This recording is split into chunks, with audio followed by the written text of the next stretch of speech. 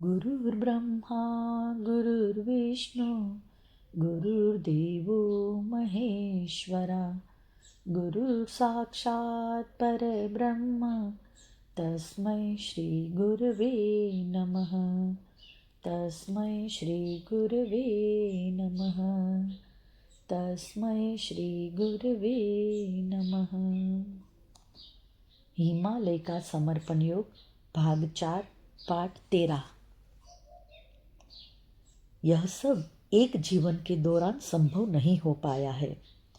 कई जन्मों की साधना इसके पीछे कार्यरत रही है और इस ध्यान मार्ग में जो भी गुरु मिले वे भौगोलिक रूप से एक दूसरे से मीलों दूर थे, पर कभी ऐसा नहीं लगा कि वे अलग हैं। सभी एक जैसे लगे और सभी जुड़े हुए भी लगे।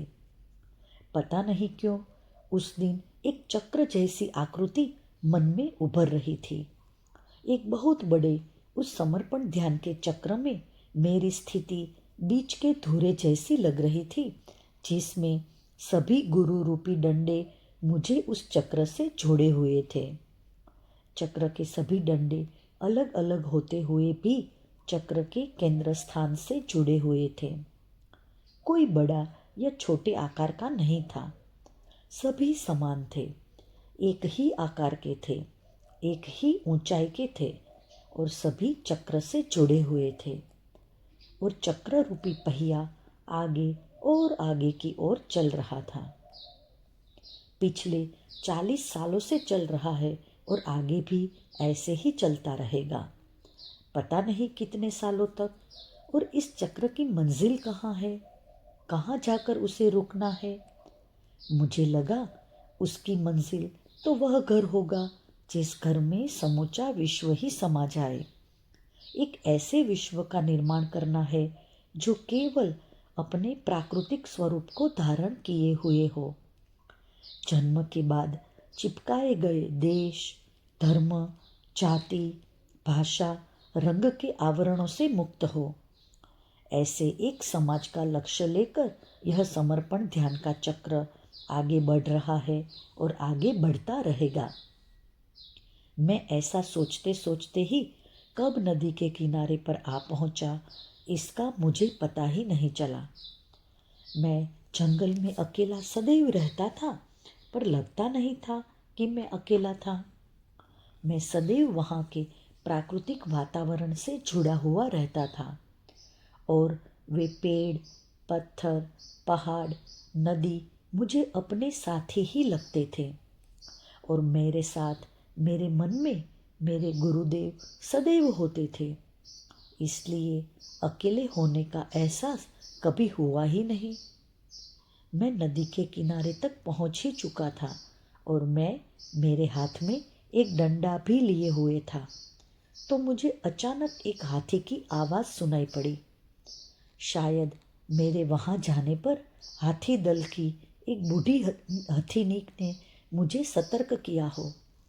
खबरदार, इधर आगे मत बढ़ो, यहाँ पर हम सब स्त्रियाँ नहा रही है। मैं वहीं पर रुक गया। वैसे भी मुझे आगे जाना नहीं था और मैंने देखा वही हाथियों का झुंड सामूहिक स्नान कर रहा था। जैसे गंगा घाट पर मौनी अमावस्या के दिन सभी लोग सामूहिक रूप से स्नान करते हैं, वैसे ही ये हाथी भी सभी मिलकर उस दिन नदी में स्नान कर रहे थे। उस दिन देखा तो रूपाली भी अपनी माँ के साथ नहाने आई थी। तब मैंने उसे काफ़ी दिनों के बाद देखा था, इसलिए तब वह थोड़ी बड़ी भी लगी और उसका काला रंग थोड़ा हल्का हो गया था। थोड़ी मोटी भी हो गई थी और वह तब भी अपनी माँ का दूध पीने के लिए उसके स्तन से मुंह लगाने का प्रयास कर रही थी और माँ दूध पिलाने की स्थिति में नहीं थी। माँ की इच्छा अन्य सभी हाथियों के साथ नहाने की थी और रूपाली तो दूध पीने की जिद कर रही थी। ऐसा दोनों का चल रहा था। तब रूपाली उस हाथी दल की सबसे छोटी सदस्य नहीं रही थी, क्योंकि हाथी के दल में और एक छोटे से बच्चे का जन्म हुआ था। वह एक नर हाथी था। उसे ठीक से खड़े भी रहते नहीं आ रहा था। उसे भी उसकी माँ नदी में लेकर आई थी। उसके लिए नदी में नहाने का पहला ही अनुभव था, इसलिए वह घबरा रहा था। उसकी माँ और पास की दो जवान हथिनियाँ उसे सूंड से पकड़ रही थी। खड़े रहने पर आगे चलने के लिए धक्का भी दे रही थी और बच्चा थोड़ा चलता था और गिरता था। वह बहुत ही सुंदर और प्यारा लग रहा था। उसका शरीर काला और चमकीला था। पानी से वे एक दूसरे को नहला रहे थे। हाथी एक बुद्धिमान जानवर है। वह जानता है कि नहाने से प्रसन्नता लगती है। हाथी की सूंघने की शक्ति बहुत होती है। वह मीलों दूर से ही जमीन में आने वाले बदलाव को जान लेता है। भूकंप आने के पूर्व इन्हें इसकी सूचना मिल जाती है। मैं धीरे धीरे नदी में स्नान करने के लिए उतरा। स्नान करते समय विचार आया, जल सर्वश्रेष्ठ माध्यम हो सकता है अपने भाव को अभिव्यक्त करने का। इसलिए पानी से सूर्य को अर्घ्य दिया जाता है। समर्पण करने के लिए पानी सर्वश्रेष्ठ माध्यम है। मैंने अपने ही हाथ में लिए हुए पानी पर प्रयोग किया। दाहिने हाथ में पानी लिया और 3 बार गुरु मंत्र बोलकर बाएं हाथ पर डालकर देखा तो महसूस किया कि 3 बार गुरु मंत्र कहने से ही पानी चैतन्य युक्त हो गया था। पानी में अति सूक्ष्म छोटे छोटे कण होते हैं। वे चांदी जैसे चमकते रहते हैं और वे लाखों की संख्या में होते हैं। और अब पानी को हाथ में लेकर कोई मंत्र बोला जाता है तो उस मंत्र का प्रभाव उस पानी के कणों के ऊपर भी पड़ता है और उनके स्वरूप में भी बदलाव आता है और वह बदलने पर वे चैतन्य युक्त अनुभव होते हैं और उसे शरीर पर महसूस भी किया जा सकता है। इस जगत में अधिक तो पानी ही है। हमारे शरीर में भी 70% पानी ही है, तो पानी पर प्रभाव तो होगा ही। और एक शरीर से दूसरे शरीर तक संवेदनाएं पहुंचाने का पानी एक अच्छा माध्यम हो सकता है। इसलिए हमारे देश में स्नान करते समय पवित्र नदियों का नाम लेने की प्रथा है। नहाते समय हम जो नाम लेंगे उस नाम का प्रभाव तो हमारे शरीर पर पड़ेगा ही। इसीलिए नहाते हैं सामान्य पानी से और नाम लेते हैं पवित्र महान नदियों का। ऐसा करने से पवित्र नदियों का चैतन्य उस सामान्य पानी को भी मिलता है और अच्छे चैतन्य के कारण बुरी ऊर्जा का जो प्रभाव शरीर पर पड़ा होता है वह भी दूर होता है और शरीर अच्छी ऊर्जा से युक्त हो जाता है। और स्नान करते समय गुरु मंत्र कहा तो विश्व की समूची शक्ति ही हमें अनुभव होती है, क्योंकि गुरु वह माध्यम है जिस माध्यम को विश्व चेतना से जुड़ने के लिए हमने नहीं अपनाया है, बल्कि स्वयं विश्व चेतना ने हमसे मिलने के लिए अपनाया है। गुरु विश्व चेतना द्वारा हमारे लिए अपनाया गया माध्यम है, यह महत्वपूर्ण है। इसलिए उस दिन से स्नान करते समय गुरु मंत्र का उच्चारण करने का मैंने निश्चय किया, क्योंकि उसका अनुभव मुझे अच्छा आया था और वह भी तरीका मैं समाज को बता सकता था ऐसा लगा, क्योंकि ऐसा करना सभी के लिए संभव होगा। क्योंकि अगर किसी नदी का नाम लेंगे तो नदी का चैतन्य मिलेगा, लेकिन गुरु मंत्र का उच्चारण करेंगे तो समूची विश्व चेतना का लाभ मिलेगा। इससे एक ओर जिस बुरी ऊर्जा से शरीर प्रभावित होता है उस बुरी ऊर्जा से मुक्ति मिलेगी और दूसरी ओर समूचा शरीर ही चैतन्यमय हो जाएगा। सचमुच ही चैतन्य स्नान का आनंद प्रत्येक मनुष्य ले सकता है और स्नान करते समय मनुष्य कपड़े नहीं पहने रहता है और इसीलिए अधिक संवेदनशील होता है। भीतर की संवेदनाएं अति सूक्ष्म होती हैं और उन सूक्ष्म संवेदनाओं को महसूस करने के लिए शरीर का भी संवेदनशील होना आवश्यक है। अति वैचारिक प्रदूषण से मनुष्य की संवेदनशीलता कम हो गई है। छोटी छोटी संवेदनाएं तो उसे होती ही नहीं है। वैचारिक प्रदूषण का प्रभाव भीतर और बाहर दोनों ही ओर बुरा प्रभाव डालता है। भीतर जहाँ वह चित्त को दूषित करता है, वहीं बाहर वह शरीर की त्वचा को संवेदना विहीन करता है। इस प्रकार वैचारिक प्रदूषण दोनों तरफ बुरा प्रभाव डालता है। यह चैतन्य स्नान का प्रयोग जब मैंने स्वयं अपने ऊपर करके देखा तो बड़े ही परिणामकारक मुझे लगा और मन प्रसन्न हो गया। इस जगत में जल की सामूहिक शक्ति काफ़ी बड़ी है। हमारे शरीर के भीतर भी और हमारे आसपास की प्रकृति में भी। इसीलिए जल तत्व बड़ा महत्वपूर्ण जान पड़ता है। मैंने सूर्य भगवान को पानी से अर्घ्य दिया और प्रार्थना की, आपकी कृपा में मेरे शरीर के सभी दोष दूर हो, मेरा चित्त निर्मल और पवित्र हो और आपके सानिध्य में आत्मा की शक्तियों का भी सूर्योदय हो। ऐसी बड़ी भावपूर्ण प्रार्थना की और मुझे बहुत ही अच्छा लगा। वह स्नान सूर्योदय के पूर्व किया था, इसलिए वैसे भी समूचे वातावरण में सारी शक्तियाँ ऊर्ध्वगामी थी और उन ऊर्ध्वगामी शक्तियों के प्रभाव का भी लाभ हुआ। पानी को अभिमंत्रित करने की परंपरा बहुत पुरानी ऋषि परंपरा है। ऋषिजन प्रायः किसी को आशीर्वादित करने के लिए या किसी को शाप देने के लिए भी पानी को अभिमंत्रित कर संकल्प करते थे। कोई संकल्प भी किया जाता है तो वह भी पानी को हाथ में रखकर ही किया जाता है। पानी मनुष्य के जीवन से प्रत्येक क्षण जुड़ा हुआ है। मनुष्य ही नहीं, पशु पक्षी वनस्पति सभी का जीवन पानी के साथ जुड़ा हुआ है। इसलिए कहते हैं जल ही जीवन है।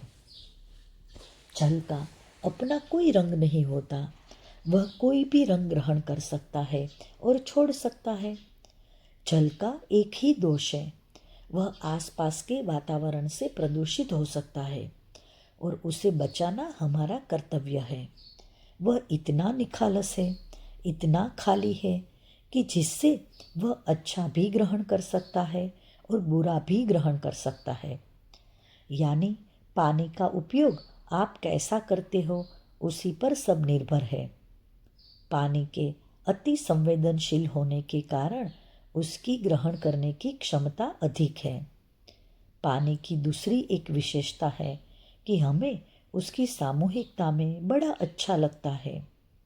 मन एकदम निर्विचार हो जाता है, क्योंकि हमारे भीतर के पानी को बाहर के पानी की सामूहिकता मिलती है और शरीर के 70% भाग को अगर सामूहिकता मिल जाए तो वैचारिक प्रदूषण का जो बुरा प्रभाव मन पर पड़ा होता है वह तो दूर हो ही जाएगा।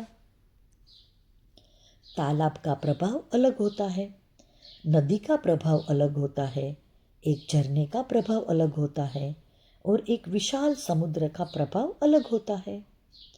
अगर हम कभी किसी विशेष तालाब के पास जाते हैं तो हमें उसका चैतन्य आज्ञा चक्र और हृदय चक्र पर अनुभव होता है। यानी हम कभी किसी विशाल तालाब के किनारे पर जाएंगे तो हमारा गुस्सा कम होगा, चित्त का जो असंतुलन हुआ होगा वह ठीक होगा, विचारों की तीव्रता कम होगी, रक्त प्रवाह सामान्य होगा।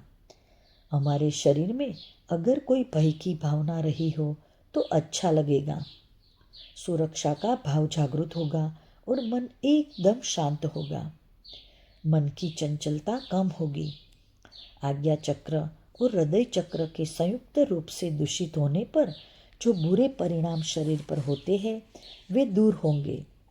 शरीर का और मन का तनाव कम होगा। भूतकाल के विचार कम होंगे। मन वर्तमान में आएगा। आसपास के वातावरण का चैतन्य आप ग्रहण कर सकेंगे। आपकी स्थिति इतनी अच्छी हो जाएगी। पानी के इस संचित स्वरूप तालाब के सानिध्य में अगर आप आते हैं तो इस स्वरूप के सानिध्य के ये लाभ होते हैं। पानी का सानिध्य हम कितना समय पाते हैं उस पर भी यह निर्भर होता है। आप पानी की सामूहिकता के जब कभी प्रथम दर्शन करते हैं, दर्शन का पहला भाव अच्छा लगता है। यह अच्छा लगना दर्शन मात्र से होता है। पानी की सामूहिकता के सानिध्य की दूसरी पादान है, अगर आप वहाँ पर 20 मिनट खड़े रहे या बैठे तो उसका प्रभाव आपके मन पर होना प्रारंभ हो जाएगा। मन के दूषित विचारों के बाहर निकलने के लिए 20 मिनट की अवधि आवश्यक होती है, क्योंकि 20 मिनटों के बाद ही यह प्रक्रिया होनी प्रारंभ होती है। शुद्धिकरण की प्रक्रिया से यह महसूस होता है कि जो अनावश्यक विचार हम कर रहे थे वे कम हो गए हैं और मन को भी प्रसन्न लगने लग गया है। भूतकाल के जो विचार बार बार आ रहे थे वे भी कम हो गए हैं। मन जो अस्थिर होकर भटक रहा था वह भी कम भटक रहा है। एक प्रकार की शांति का अनुभव करोगे। और अगर आप जल तत्व के उस स्वरूप के पास बैठोगे तो अनुभव होगा चित्त शुद्धि की प्रक्रिया पूर्ण हो गई है। अब चित्त पवित्र और शुद्ध होकर प्रकृति के साथ समरस हो रहा है। प्रकृति के साथ समरसता के कारण यह नया चैतन्य ग्रहण करने लग गया है और इस नए चैतन्य का प्रभाव मेरे शरीर के रोम रोम पर पड़ रहा है। आपके भीतर से ही प्रकृति बहनी प्रारंभ हो जाएगी और उस प्रकृति की ब्रह्म शक्ति का नाद आपको भी सुनाई आना प्रारंभ हो जाएगा। एक प्रकार का प्रकृति का संगीत मानो कोई भ्रमर गाए जा रहा है ऐसा अनुभव होगा, क्योंकि इतना समय बिताने के कारण शरीर की समूची थकान दूर हो चुकी होगी। तब तक शरीर ने जो असहयोग करने की भूमिका बनाकर रखी थी उसमें परिवर्तन आ जाएगा। शरीर भी आपके चित्त को सहयोग देना प्रारंभ करेगा। शरीर और चित्त इन दोनों के बीच एक प्रकार का तालमेल हो जाएगा। आपकी आत्मा जागृत होगी और आत्मा प्रसन्न होगी और आपकी आत्मा को अनुकूल वातावरण मिलेगा। और प्रथम दर्शन में पानी से एक प्रकार का जो भय उत्पन्न हुआ था वह भी दूर हो जाएगा, क्योंकि भय शरीर का था, आत्मा का कोई भय नहीं था। यानी जल तत्व के संपूर्ण प्रभाव का हमें अनुभव करना है तो कम से कम 1 घंटा जल तत्व के उस स्वरूप के साथ बिताना आवश्यक जान पड़ता है। अगर हम किसी बहती हुई नदी के किनारे पर जाते हैं तो नदी के बहते हुए पानी में जो चैतन्य निर्मित होता है उसका प्रभाव हमारे नाभि चक्र पर होता है और मनुष्य नदी के किनारे जाने पर दूसरों के लिए भी सोचता है। और यही कारण है कि लोग जब गंगा स्नान करने जाते हैं तो गंगा के किनारे दान पुण्य करते हैं, क्योंकि नदी का प्रभाव सीधा आपके नाभि चक्र पर पड़ता है। आपको अगर चिंता है भविष्य में क्या होगा, ऐसी भविष्य की चिंता है या आपके जीवन में आर्थिक समस्या है, आप नदी के किनारे कुछ दिन जाइए, वहाँ 1 घंटा स्नान करें, 1 घंटा वहाँ की मछलियों को दाना दे। आप देखोगे ऐसा कुछ दिन करने के बाद आपके मन में एक समाधान उत्पन्न होगा और आपकी भविष्य की चिंताएं समस्याएं दूर होगी। कोई भी यह प्रयोग करके अनुभव करके देख सकता है। स्नान करते समय मछलियों को दान डालते समय चित्त का सतत सहस्त्रार्पण होना और मुख से गुरु मंत्र का जाप सतत होना आवश्यक है। आध्यात्मिक प्रगति के लिए और ध्यान साधना के लिए जल तत्व का सर्वश्रेष्ठ स्वरूप नदी है। इसीलिए नर्मदा के किनारे या गंगा के किनारे पर बैठकर तपस्वी सालों तपस्या करते हैं। नदी के किनारे पर बैठकर साधना करने से इसलिए लाभ होता है क्योंकि नदी के पानी की एक प्रकार की गति होती है।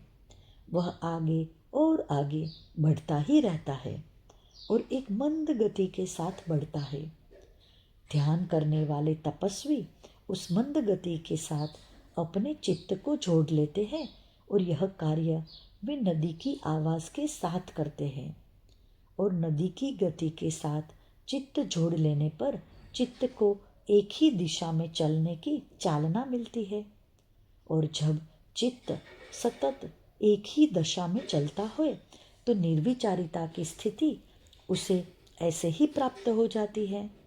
और चित्त का स्नान होने से चित्त का मैल दूर हो जाता है और चित्त शुद्धि हो जाती है। चंचल चित्त को एक प्रकार की स्थिरता मिलती है। इसीलिए ध्यान साधना के लिए नदी का किनारा सबसे अच्छा स्थान माना जाता है। और नदी के प्रवाह के कारण जहाँ हम साधना के लिए बैठे होते हैं वहाँ का पानी प्रति क्षण बदलता रहता है। जो अभी है वह अगले क्षण नहीं होता। और इसी कारण पानी की एक बड़ी सामूहिकता हमें प्राप्त होती है। पानी के करोड़ों कणों के साथ रहने का अवसर हमें प्राप्त होता ही रहता है। नदी के सानिध्य में सबसे बड़ा लाभ प्रवाह का होता है। पानी की प्रत्येक बूंद सागर से मिलने के लिए आतुर होती है और वह प्रत्येक क्षण उस ओर ही चलती रहती है। और निरंतरता उस पानी को एक विशिष्ट प्रकार की ऊर्जा देती है। यह ऊर्जा जहाँ एक ओर शरीर का शुद्धिकरण करती है वहीं दूसरी ओर आत्मा को शांति प्रदान करती है। हमारे नाभि चक्र में दो प्रकार के दोष होते हैं, एक तो ईर्ष्या और दूसरा लोभ। इन दो दोषों से ही नाभि चक्र की समस्याओं का निर्माण होता है। ये दोनों दोष भी नदी के किनारे पर दूर हो सकते हैं। नदी का पानी बहता हुआ होने के कारण वह अपने साथ अनेक स्थानों का चैतन्य लेकर आता रहता है। और पानी का स्वभाव है अग्नि को शांत करना। हमारे शरीर में भी जो विचारों की अग्नि जल रही होती है, हमारे भीतर जो अतृप्ति की अग्नि जल रही होती है, उसे भी वह शांत करता है। इस अग्नि के शांत होने से हमें भी शांति महसूस होती है। पानी का स्वभाव है वह सदा बहता ही रहता है और सदा ऊपर से नीचे की ओर ही चलता है। यह उसका स्वभाव समर्पण का द्योतक है। एक समर्पित भाव लेकर ही नदी का पानी समुद्र से जाकर मिलता है और अपना नदी का अस्तित्व समाप्त कर लेता है। यानी अपने पूर्ण अस्तित्व को ही संपूर्ण समर्पण भाव के साथ समर्पित कर देना, ऐसा स्वभाव नदी का होता है। और इसी समर्पित भाव वाले पानी का सानिध्य जब साधनारत तपस्वी को प्राप्त होता है तो उसमें भी परमात्मा के प्रति संपूर्ण समर्पण का भाव जागृत होता है और तपस्वी अपना संपूर्ण समर्पण परमात्मा के प्रति करता है। और जिस प्रकार से एक नदी समुद्र में अपने अस्तित्व को समाप्त कर लेती है, उसी प्रकार एक तपस्वी की आत्मा भी अपना पूर्ण समर्पण ईश्वर के प्रति करके परमात्मा का स्वरूप प्राप्त कर लेती है। क्योंकि अंत में नदी भी नदी नहीं रहती, समुद्र हो जाती है। ठीक वैसे ही तपस्वी की आत्मा बाद में परमात्मामय हो जाती है। नदी एक पूर्ण समर्पण का भाव लेकर सतत आगे समुद्र की ओर बढ़ती ही रहती है और यह सतत समर्पण से समुद्र को मिलने का भाव नदी किनारे साधनारत तपस्वियों को सदैव प्रेरणा देता रहता है। नदी की सबसे बड़ी विशेषता उसकी गतिशीलता है। जल तत्व के दर्शन से भी हमें शांति मिलती है। अगर हम 20 मिनट उसके साथ रहे तो हमारे भीतर का जल तत्व भी उस बाहर के जल तत्व के साथ शामिल हो जाता है। और अगर हम 1 घंटा रहे तो जल तत्व का संपूर्ण असर हमारे शरीर और चित्त पर होना प्रारंभ हो जाता है। अगर हम किसी बड़े झरने के करीब जाते हैं तो वह जहाँ से गिरता है उसकी ऊंचाई और वह जहाँ गिरता है वह स्थान दोनों मिलकर एक आवाज़ का निर्माण करते हैं और उस आवाज़ से आसपास का सारा वातावरण उत्साह और प्रसन्नता से भर जाता है। उसके पास जाने से ही निर्विचारिता की स्थिति प्राप्त हो जाती है। बड़े झरने का स्वभाव स्वाधिष्ठान चक्र पर अधिक होता है। यह शरीर और चित्त के शुद्धिकरण के लिए अच्छा होता है, पर बड़ी ध्यान साधना के लिए जो शांति चाहिए वह बड़े झरने के पास नहीं होती है। बड़ा झरना अधिकतर अशांत, अस्थिर, वैचारिक प्रदूषण से ग्रस्त लोगों को आकर्षित करता है। प्रत्येक बड़े झरने का प्रभाव वहाँ की भौगोलिक स्थिति के अनुसार अलग अलग होता है।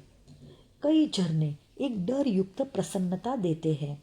चूँकि उनका स्वरूप बड़ा विकराल होता है इसलिए भय भी लगता है, और जल तत्व की इतनी बड़ी सामूहिकता होती है इसलिए प्रसन्नता भी लगती है। इस प्रकार से दोनों प्रभाव भी बड़े झरने के पास अनुभव किए जा सकते हैं। छोटे छोटे झरनों के पास तपस्वी बैठे हुए देखे हैं क्योंकि वे झरने शांत रहते हैं। इसीलिए ऐसे छोटे झरनों के पास शांत वातावरण रहता है। वे एक धीमी गति से बहते रहते हैं और वे अधिक ऊंचाई से भी नहीं गिरते, इसीलिए उनके आसपास आवाज़ भी नहीं होती है। झरने के गिरने में और बहने में भी एक लय है, एक प्रकार का नाद निर्माण होता है। उसी नाद पर एकाग्रता कर ध्यान किया जाता है। इसलिए कुछ तपस्वी ऐसे छोटे छोटे झरनों के पास बैठे पाए गए हैं। ऐसे छोटे झरनों के सानिध्य में नाद तो प्राप्त होता ही है, पानी की बड़ी सामूहिकता भी मिलती है और शोर भी नहीं होता है। लेकिन बड़े झरनों की एक विशेषता है, असंतुलित मनुष्य को वे अधिक असंतुलित भी कर देते हैं। सबसे बड़ी सामूहिक शक्ति के लिए होता है समुद्र। सभी नदियाँ वहाँ जाकर अपना स्वयं का नदी का अस्तित्व खो देती है और स्वयं भी समुद्र कहलाती है। समुद्र का पानी नमकीन होता है, इसलिए इसमें स्नान करके शरीर के दोष मिटाए जा सकते हैं। समुद्र में कोई नदी जैसी गति नहीं होती और न आगे बढ़ने की इच्छा, वह अपनी ही जगह स्थिर होता है। इसलिए तपस्वी ध्यान के लिए समुद्र के किनारे बैठना पसंद नहीं करते हैं। हाँ, समुद्र में काफ़ी गहराई होती है और इसलिए समुद्र का पानी चंद्रमा के प्रकाश से प्रभावित होता है और पूर्णिमा और अमावस्या के दिन उसमें हलचल होती रहती है और उस हलचल को ही ज्वार भाटा कहते हैं।